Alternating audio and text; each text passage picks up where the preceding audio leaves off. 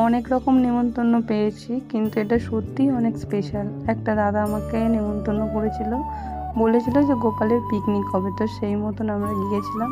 আর এর আগে আমি এমনি সচরাচর ভয়েসে কখনো ব্লগ বানাইনি, ভালো লাগে ভিডিও করি, জাস্ট এইটুকু, আদার্স কিছু নয়।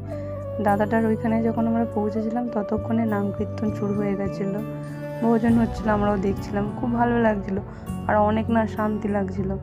আর তার মধ্যে সাথে শরীরটা খুব অসুস্থ হয়ে গিয়েছিল, ওকে বলছিলাম যে কিছু খাবে, বলছে না কিছু খাবো না, ভজনটা শেষ হয়ে যাক তারপরে ভোগ আছে সেটাই খাবো, আর কিছু খেতে চাই না, যেহেতু পুজো বাড়িতে এসেছি এই জন্য।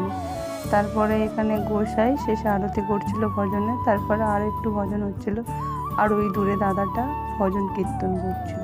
তারপরে এখানে অনেক ঠাকুমা দিদারা ছিল, তারাও করছিল। তার মধ্যে সরাতির শরীর আরও অনেকটাই অসুস্থ হয়ে গেছিলো, ওকে আমরা হাসানোর চেষ্টা করছিলাম। আর আমিও মন দিয়ে ভজন শুনছিলাম, আর গোসাইয়ের দিকে সবাই ফুল দিচ্ছিল সেটা করছিলাম। তারপরে তিলক কেটে আমরা তিনজনে একটু রাধে রাধে করে ভিডিও করছিলাম। আর এখানটা একটা ফুল পেয়েছিলাম, কোনো একটা বোন দিয়েছিল কোনো ছোট, তো সেটা নিয়ে একটু দেখছিলাম। তারপরেতে খেতে বসেছিলাম। সত্যি বলতে নিরামিষ খাবার এত অসাধারণ যে বানিয়েছে রাঁধুনি, সেরা সেরা হয়েছে। পুরোটা ক্লিপ নিতে পারিনি, কিন্তু খুব ভালো লেগেছে। আর সাথে বলছিল দারুণ হয়েছে, দারুণ।